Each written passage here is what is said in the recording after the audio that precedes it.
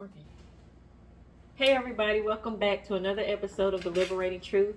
We have a great one today. We have Clarice with us today. Woo woo! And we have Deidre again. Woo woo! It's a rare condition this day and age. Reading the good news on the news. Alright. So on the grand give it's even harder to find. But now you gotta give it the church job. Oh my goodness. Okay, Ricky Dillon. I'm sorry. But that was random. So today we're gonna touch on I wanted to touch on parenting, right? Within the climate now. Mm-hmm. You know, being women of God and trying to raise our kids in the climate that we're in now. So for me, I'm a bonus mom, full-time bonus mom. I don't have my own biological kids, but I'm a bonus mom. And these ladies have babies of their own, navigating on their own. So my first question really is, I want to talk to y'all about how you cope with it. Like, because, you know, we watch our kids go through certain processes that we can't always, like, fix, right? So how do we handle that? Like, mentally, how do you guys handle that? Whoever wants to go first. And how do you handle? So we're talking about things that kids are facing in this day and time, in this Right. society, in this community. Right, and the Oh my things God. and the things that like influence it, because they have social media. Yeah. You know, like the I know for my sister, she actually had to cut herself off from Instagram because she was constantly comparing herself. She felt like she affected her self-image. right, and mentally, because she felt like she wasn't doing enough because she saw the people on Instagram and thought their lives, you know, they're only 21 and they're on jets and stuff, but she doesn't know any of that stuff isn't real. No, you don't know the backstory. You know, their bodies are thing. botched, Mm-hmm. and you know, she's very, you know, up and down. She has to learn to appreciate herself Absolutely. because, you know, in representation, people lighten her skin. You know, Sydney's dark skin with 4C hair, so it's like it's a whole thing. And like, it sure is. and you know, I pray for her a lot. But how do you guys navigate that with your own kids? I could say for me, first I had to start to realize, number one, that you know I sheltered my children a lot. Yeah. And I didn't start exposing my children to worldly things until they were getting ready to go off to school. And so, like, whether it was TV, all those things, you know, music, all that, you know, I didn't give them anything that was secular. Right. Because I wanted that part of them. I didn't want, you know, at that age, their mind is a sponge. Yeah. So I had to watch what I was allowing them to absorb early. Then once they were getting to the ages where they were getting ready to go to school, I started exposing them to a little bit more, but not too much. Yeah. So that they wouldn't go to school and mentally go, but why? Because they never seen these things. Right. Yeah, Right. So That makes sense. I would do that. But even now, like, you know, now I have a teenage daughter. She's 13, but I still don't let her do social media. Right. Right. Because I don't want her seeing other people to affect how she feel about herself when she's already in school being more like developed and thicker than the other girls that's in her age group. Yeah. And so social media wouldn't have helped that. Yeah. So I started to filter even now the things that I would allow her to be exposed to in that area. And then honestly, things that would happen that I knew I couldn't fix, I would go to God about it because it's nothing that I can do. Yeah. Other than go to him for him to help her resolve it, or he fix it on his own, because the unfortunate reality is she's going to have these experiences on her own. Yeah. And he's going to have to help her maneuver through them. I can't do it all. Right. Yeah. Because even in any advice that I give her, I'm going to seek him, because sometimes if I give it my way, it might, you know, whatever she's dealing with, she may not be able to receive it from me at that time. Right. Okay. Right. Right. Right. So for me, I think for me, my experience and journey was, I'm going to say, slightly opposite of what Deidre did. So for me, so my oldest child is 25. He'll be 26 in a few months. Really? Yeah. Wow. Yeah, Okay. But I'm going to be honest, I found that raising my boys was so much easier. Well, raising my oldest son was so much easier than raising my last two kids. Jay was, he did the social media thing, but he was home.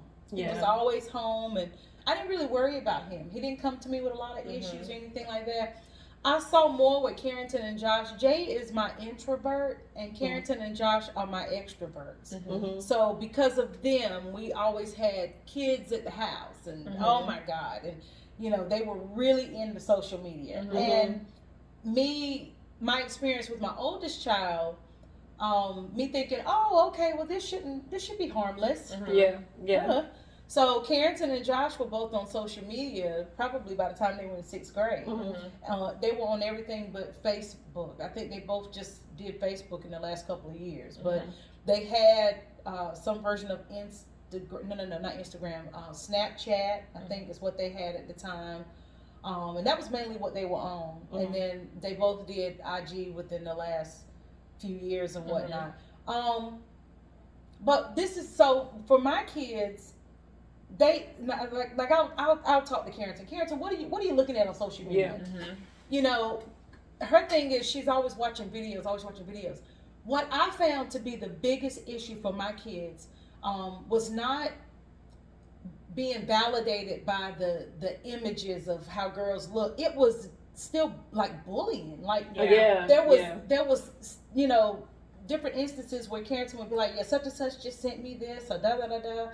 And I'm like, what in the world are y'all doing? Mhm. So the issue for actually both of my kids was an issue of just kids just being bullied, you know, Yeah. being bullies on social media. And so at that point, I'm like, okay, you need to block this person. You need to block this, block that. Yeah. That's been the main issue for me.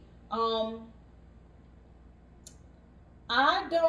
gonna be honest, I'm an old mama. So Yeah. I'm still learning a lot of this stuff. So but that right there was the issue. But just like Deidre said, with some of the things that Carrington has experienced, and actually Josh within the last year, girl, God is always, definitely go to God in prayer. God, you can fix this. I remember there was a situation with my daughter, and I think I shared a little bit of this with you earlier. When she was going through some things, I said, God, I prayed to you. You blessed me with a daughter. Mhm. Right. Now I'm giving her back to you. Oh, that's good. And when I said, God, I'm giving her back to you, that's when things started to turn around. Yeah. Oh, that's good. Amen. That's good. Amen. Yeah. Yeah. I know with the boys, they deal more with like the abandonment, and you know a lot about me. So if I miss anything, just let me know. But like with the abandonment and self-image stuff, because with the oldest one getting older, he compares himself a lot to the other boys, and it's just little things that go in their head. So I try to keep a check on them all the time, their mental health. I try to talk to them, and in the mornings, I have scriptures for them that for them to memorize, and I put it up in their mirrors in the bathroom. And I had them write positive affirmations and put them on the mirrors. And in the mornings, my motto is, you're valuable and don't let anybody treat you like you're not. Absolutely. And so, and I call them king all the time. And I just do that, and I'm in constant prayer for their mental state. Because they have, their own battles, but also going to school with other kids, Yeah.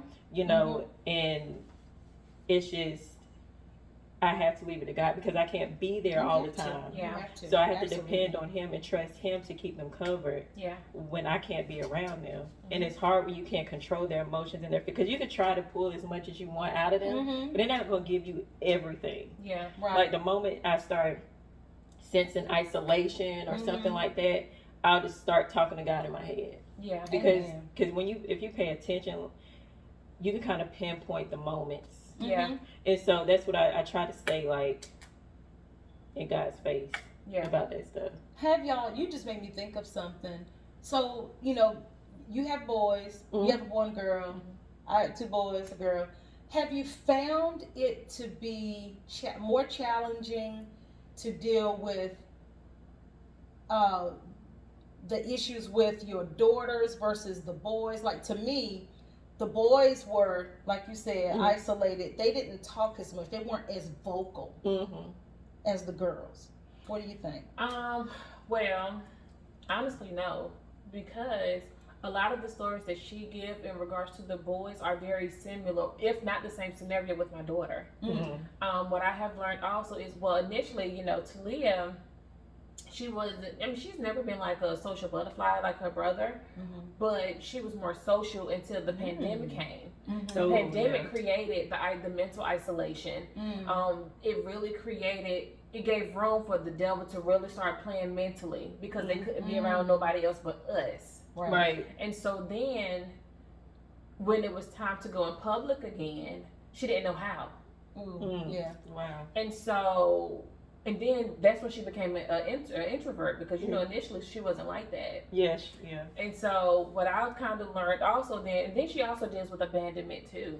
Wow. Because she got her biological father, which she know who he is, and she's at his house every other weekend with his mom and things like that. But growing up, she didn't have a relationship with him because she had seen him, but they didn't have a relationship. So now she's dealing with her abandonment. They're dealing with theirs. Yeah. With their other counterpart. She's developing, and she's, like I said, she's much thicker than girls her age, and so I would always ask her about how she feel about certain things or how was school and all these things. Just those small conversations, because she's not very social. She don't want to hurt your feelings, and so she won't say too much. And so I kind of have to pick in between the dots. I started learning that she started to feel like she was fat. Oh, what? I gotta tell you about that. She started thinking that she was fat because she was just a little bigger than the other classmates that she had.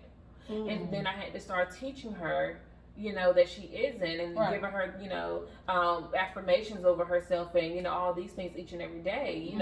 Now she's embracing who she is, and although she absolutely loved it, and all of those, but it wasn't easy. And even so, like now, things that I have already dealt with Talia, she's starting to deal with one of her kids. And so honestly, the gender didn't even matter. Wow. Yeah, it's true. It's true. Now, since we're talking about Talia and stuff like that, I'm gonna have her share something. So you went through a very y'all, I'm excited about her to tell you because the process is just amazing. It's amazing. Like, you please talk to the people about your process with Talia and where you are now, because it's amazing. Okay. Like, for real. Like, for real. So of course when she was younger, she was just like really a mommy's girl. Yeah. And I mean, naturally we didn't have her dad around and things like that, So she would always love on me. As she started to get older, this was after she went back to school after the pandemic. I started noticing her personality was changing. She started becoming more standoffish. She didn't talk to other people, but she would talk my head off. And that Talia was just like, talking all the time, but she started talking less. And then I started noticing isolation as far as like, she would always be in her room more than being around us.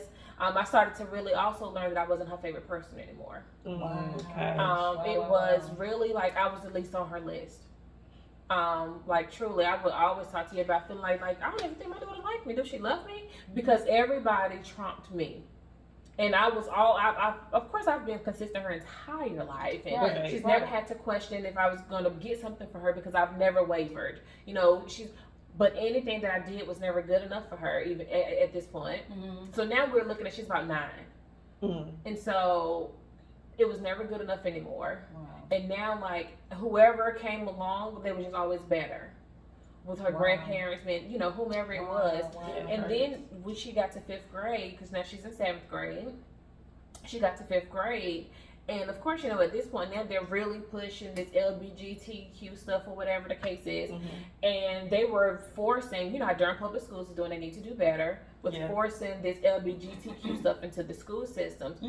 This isn't part of their curriculum. That's every campus. Right. Yeah, it's not part of the curriculum. So why are you teaching my children about this? Right. So then she started questioning her sexuality, and I didn't support it because if this is who you are, and I know that it isn't because I know it's a spirit. Right. If this is who you are, I want it to be Talia, not because you heard other children saying, "Oh, this is how I feel." So, well, maybe I was supposed to be a boy. Yeah. Everything that she experienced or started to question, it was because somebody else was dealing with it. Wow. Not because she was feeling that way. And then I would even have conversations like, okay, before the pandemic happened, before this, did you feel like this? Before you heard them in school, did you feel like this? Right. And she would say, well, no. But then the problem started to become because she is having these questions now, I'm not condoning it. Right. and everybody else that's around is kind of like, okay, and I didn't. Right. And so I'm teaching her, you know, how to go to God about these things. If you know that this isn't how you always would have always felt, then, you know, I'm teaching her all of these things. And so because I was always going against what everybody else was preaching in her ear, like her teachers allowed her to quote unquote change her name in school. Oh man. Oh, God. You know, they would send a certificate home with Talia Reeves that would be for me, but then the other one would have a name like Donnie or something. What? I found it. She hid it from me. I found it I didn't tell you. No. I found it in her room when we were moving, that she had an additional certificate that said Donnie. And, you know, and things like that. And so because I didn't support it, I like the more I came to her about the greatness of God and, you know, how he can fix all things and all these things, the more I did that, the more I started to realize, like, I would see her, like, shunning against me. And so at first I'm like, you know, I got in my feelings about it naturally, right? And then I was like, you know what? Because I know this is a spirit, what I'm realizing is I'm fighting this the wrong way. Right. Yeah. And so the more I started to go to God about it, the more I started seeing change. And so, like, today we have a great relationship. And is it still a battle? Yeah, because she's still in school with these kids that's transitioning or whatever, you know, all this stuff. And that was no longer who she is, but she don't know how to come out of the image anymore. And then I've never allowed her to transition or anything like that. Right. Yeah.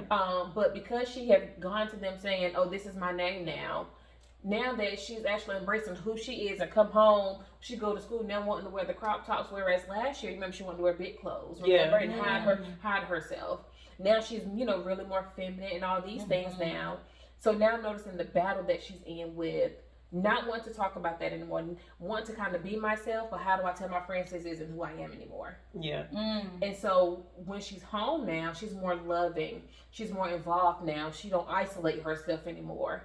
But I literally go in her room when she's not here with oil praying through it. Amen. Yes. On her pillowcases, on her pillowcases, on both Done beds. that. Don't make me go up in here. Shut That's up. right. On Done both that. beds, Yes, because absolutely. what if she go to the bottom bunk? That's right. Yeah. You know, and I have to consistently, because what I do know is we are fighting a spirit. Absolutely. No, my child wasn't born this way. Right. And so I'm not going to allow her to think that she was, but I do know that the healer of all things is God. Amen. Absolutely. And so the more I go to him, the more I go to him, the more it change. Yeah. She has to come to me like 3 times a day now for a hug, where I've always been affectionate with her. But for a long time, she didn't want me to touch her. She was like, She need a tissue, y'all. shut up. She didn't want me to touch her for a while. I love Yeah. it. And now she'll be like, Yes. I love all it. the time I now. love it. So, yeah. God knows I do. Yeah. Wow. And as you were talking about the schools, that's something that I do not understand. How is it at their tender ages of 12, 13, 14 years old, when they are learning more about themselves and learning how to embrace who they are, that it is okay to now throw in this factor of sexuality? Yeah. I don't understand that for the life of me. You know, when our kids should be learning more about life skills, Right. and how to write their names in cursive. When they You're took first more- about the curriculum. Thank Yeah, you. they sure did. You're more concerned about their sexuality. Yeah. Why are you having sex at 13 and 14 years old? Yeah. Why are you concerned about that at Yeah. 13 and 14 years old? Yeah. I don't understand it. I do not understand it. But I went through some of the same stuff. Yeah. So I get it. And it is, I mean, definitely you gotta pray. It's, you know, that's warfare. We gotta fight that mess with spiritual warfare. Yeah. Right. That we have to do. So Everything goes back to God. Like even Absolutely. with the oldest, my oldest boy, I told you, I prayed about our relationship a lot because he had some trust, issues. I had a lot I had to prove to, so he'll see I'm here consistently. I'm not going anywhere. that's a key. That's And a key. it's right like there, being after, consistent. and after being in God's face about it, I would see little changes. Like he would like hug me, Yeah. and he'll start like Yeah. really embracing me. But I think, with that, you have to remember too, it was kind of like a double battle for him, because the trust, he developed the trust, but then he was still dealing with the absence. Yeah, that's true. And so now that I know that you're here consistently, now I'm still having to deal with this absent parent that I have, but I want them to be consistent, but they're still popping up whenever they want. Right. So it's starting to make me create anger towards you Yeah. because you're where I want them to be. That was a part, and see, that's why, because I'm forgetting stuff. That was a part of it though, because there was one time when I started doing stuff with them, he would act like he wasn't having fun, like he didn't want to do it because I wasn't. It wasn't the person that he wanted to be in that place. Why can you do this, but they can't do it? this? They can't. Right. Gotcha. So it was like that was a hurdle in itself. That's true. That did happen. Yep. Been there, experienced that with even my baby boy, because my husband is what he wants. It's everything he wants in his actual father. Right. Like you said, so they they don't know how to. I feel like, even at 16, 17 years old, they still don't quite understand how to express themselves. Right. So it comes out in anger. Right. Exactly. It comes out in anger, and no, I'm not mad at you, but I'm mad at the situation. Right. They don't know how to explain that. Yeah. So that actually became an issue in my home because the child is upset, and now the husband is upset because I think he's upset with me. He's being and it's like, no, we're missing the mark here. Right. Let's look at what it really is. This is what's going on. He's getting in you what he's not getting from the parent that he not saying he doesn't love both of you. But this is that. This is your biological. So I'm getting from you what I'm not getting from my biological. Right. And it created a lot of boundaries. It created issues even for me. Because one thing I'm learning as, being a bonus mom or whatever, anytime you start blending families, you think about everything that's coming together. It's a process. We don't get a manual. You got some of this stuff, you got to walk it out. You got to walk it out on your own. You got to make the best choice in the moment. You got to pray about it. It's a lot. It's a lot. I had to pray for my understanding.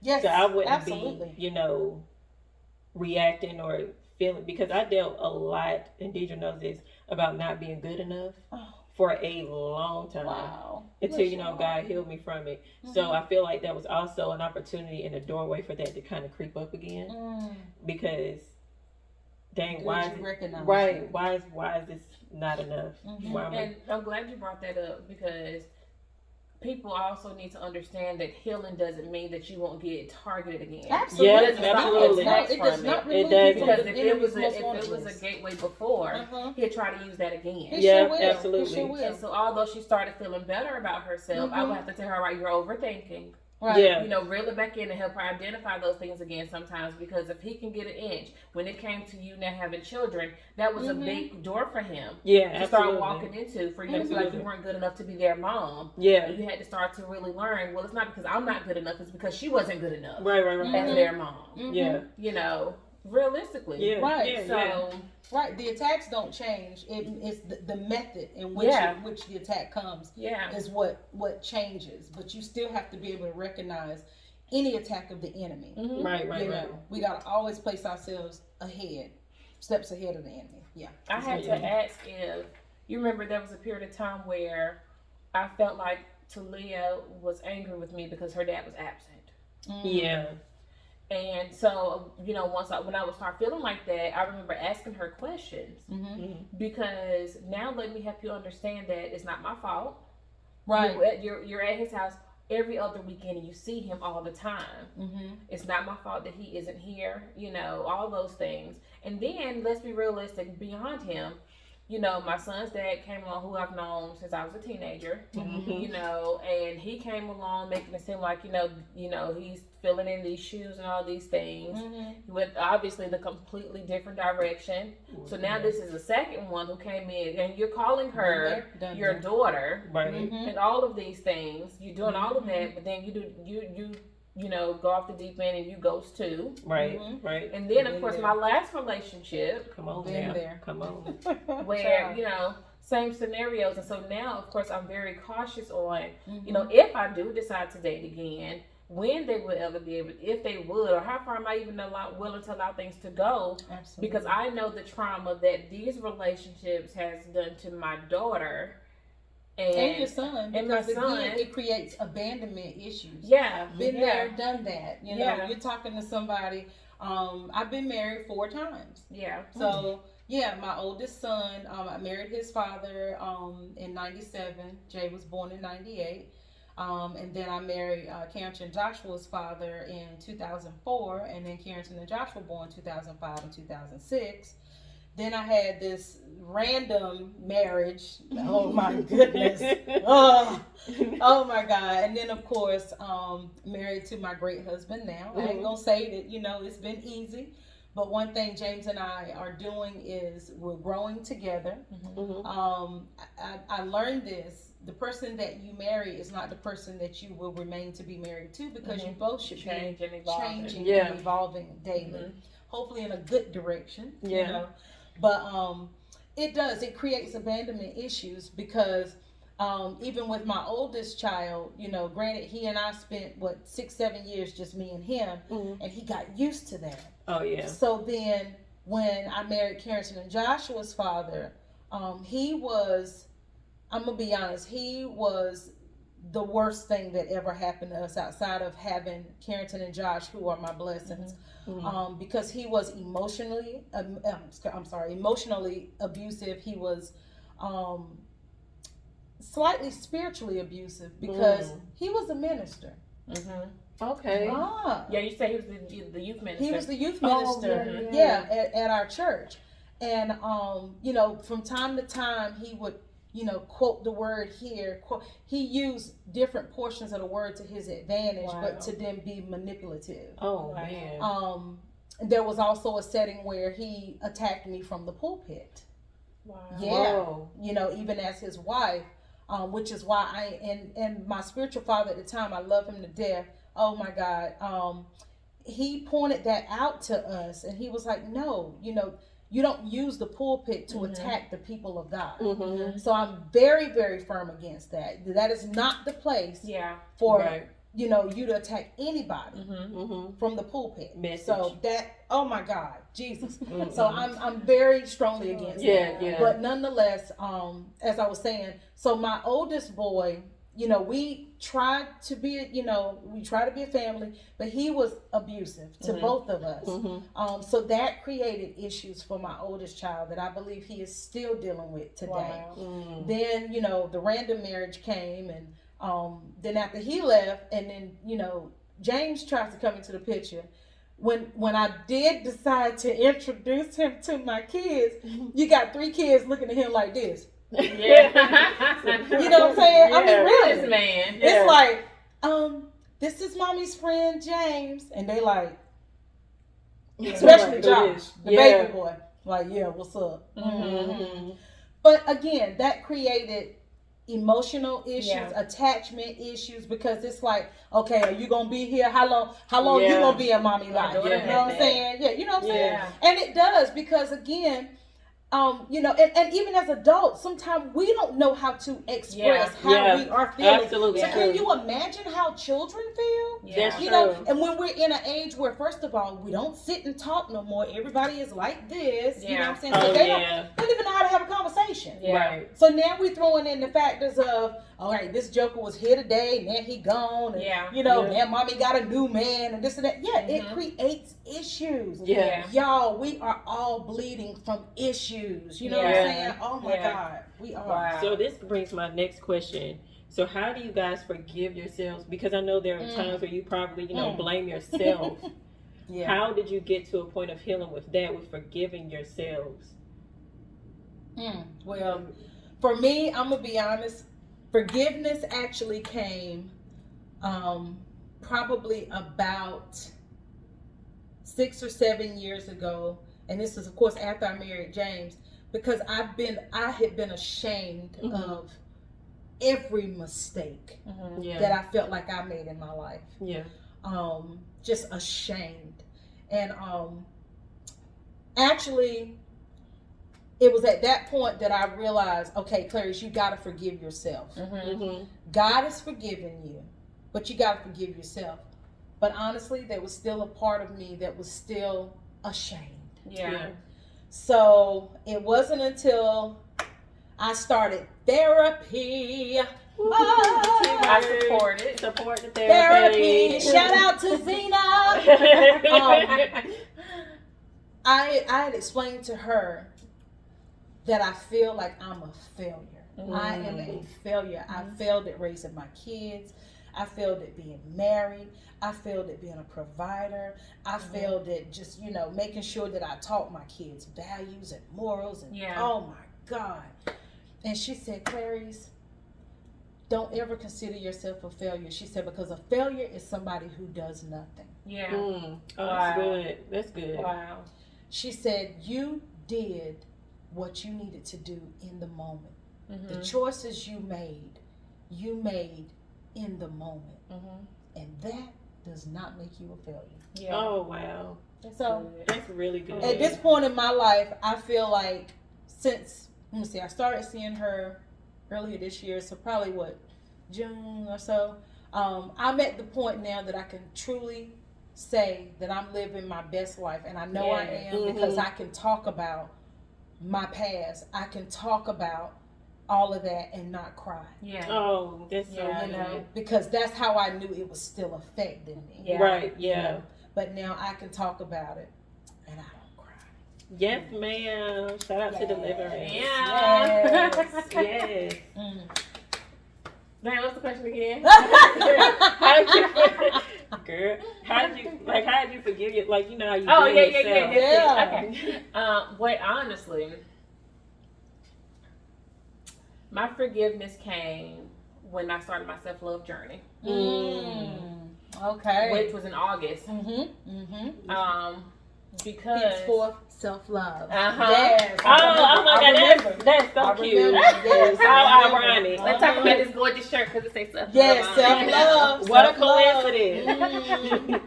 But honestly, that's when it came because remember I would talk to you about it, and through this journey, I have now brought 3 different people in, that are now no longer in my daughter's life. For TJ, he got his dad still around, but not around.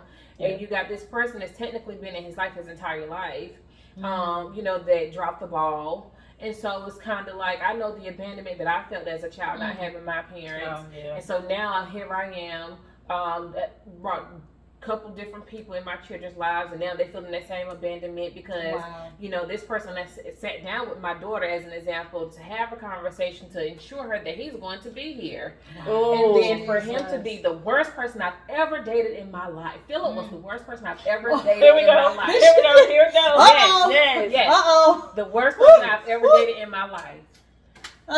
Truly. I'm about to redirect the conversation. No, we're not. This is about the kids. It's about the kids. Okay. Yep. The worst person I ever dated in my life. Truly. We have no kids with each other, nothing. And every relationship that I've had, he's truly the worst one. And and then not only because of the things that he did towards me, but then also because of the things that he did towards the children. Not just my children, but his children also. You know what I mean? And so because of that, I felt like I won't say that I was ashamed, because these are decisions that I've made and I learned from every experience that I go through. But I did feel like a failure to my children. Wow. Because all I've wanted this entire time for them to have the dynamic of a family that I never had. Right. And then I was always very cautious about who I brought around them. It wasn't like everybody I dated, they met because they did not. Right. It was always those that, quote unquote, gave assurance, and I've dealt with you for some time, and then you still drop the ball. Like, you know what I mean? And so now I have to watch my children go through this hurdle of you not being around. I'm having those conversations with them about, well, he told me he was going to be here. How long is he going to be here? All those things. And so when I started my self-love journey, it taught me to accept my past and the decisions that I made in it. And God reminds us that he still loves us regardless of every decision. Yes, he does. And then neither one of my children wouldn't be him had he not given them to me, because people try over and over to get pregnant and it never happened. Absolutely. And so I do know that everything was planted for a reason. Yeah.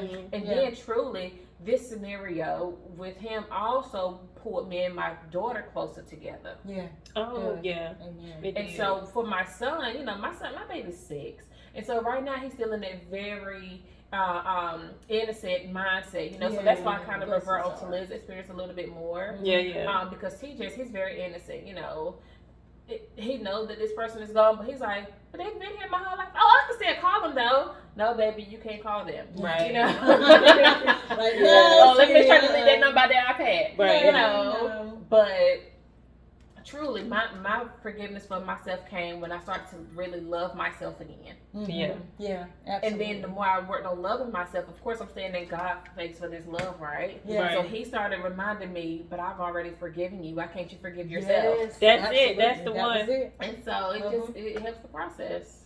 Well- Now I feel amazing. That was one other thing I did fail to share, and that was, in my family, my immediate family being it's just me and my brother. Mm. My parents have been married to one person. You know what I'm saying? My mom and dad have been married for 56 years. Wow. My brother and my sister-in-law have been married 29 years. Wow. Mhm. So I'm like, why can't I have that same thing? That's all I wanted. Yeah. Was to be married to one person, you know what I'm saying, and live out my life, raise our kids. Yeah. And I'm like, why couldn't I have that same Yeah. story? Yeah. So that was even something else that I struggled with. Like I said, because I'm like, okay, I'm a failure. I'm a failure. Yeah. I'm a failure. Mhm. But yeah, I thank God that even in my even throughout my journey in my life, that He has allowed me to turn those situations into laughter. You know what I'm saying? Yeah. We laugh about it. Mhm. You know what I'm saying? It doesn't shape who I am. Yeah. Mhm. It definitely is not making me who I am. Yeah. Right. So yeah. So very happy. This is such great dialogue. Do y'all have any questions for me? Y'all have anything for me? Before we... Being that, okay, so you've been in your bonus mom role for how long? Like officially as a wife? Or I know in how long general? you've been a wife, but you've been in their life before you became a wife. Yeah. So, I'll say 4 years. wow. Because the first Okay. year, I didn't meet him for a year. Okay. Mhm. Okay.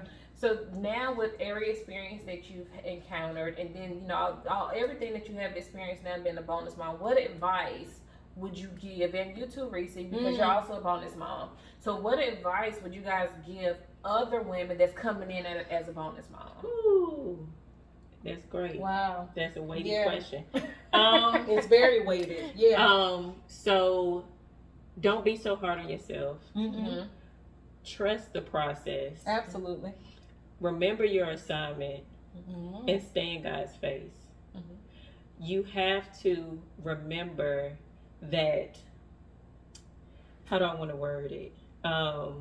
There are some things that you can't control, but in that situation, allow God to handle it for you. Mhm. Don't get too This is hard because It's weighted. I'm full. I can't say try not to get too emotionally involved, because when you become a parent, there's a natural instinct that kicks in, Mm-hmm.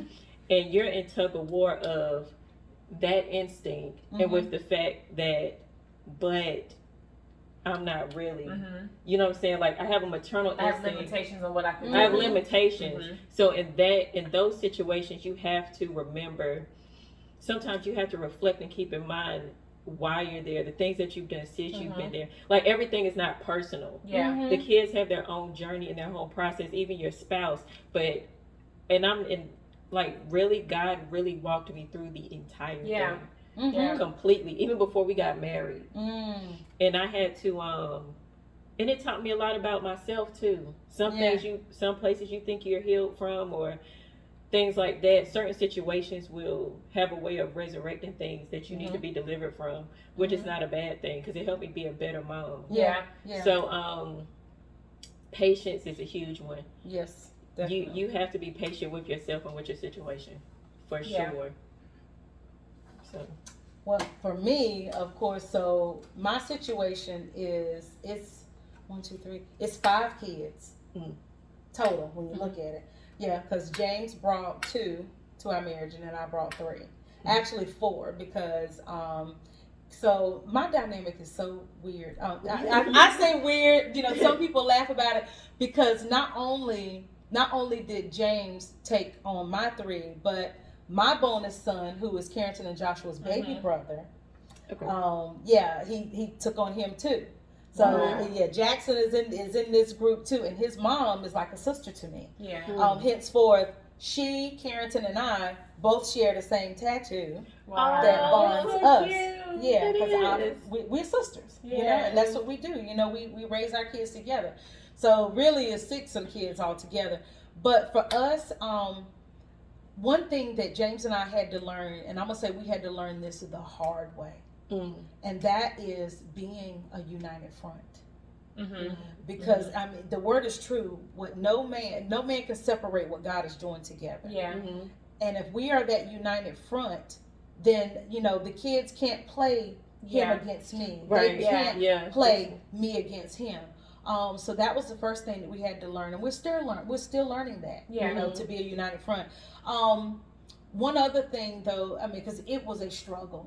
This is really the first time that I can truly say that I've been a bonus mom. Yeah.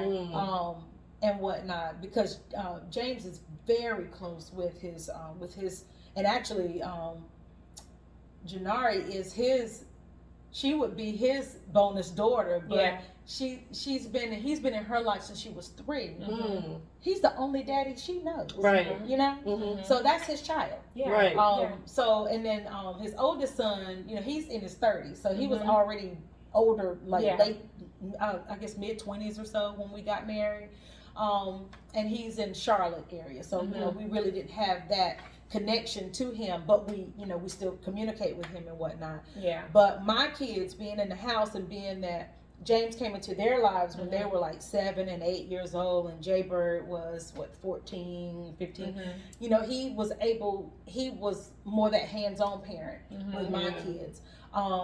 That was a challenge for him, because what I've learned, even in being in therapy, is people tend to repeat what's been done to them. Yeah. And so for him, he wasn't raised by his dad.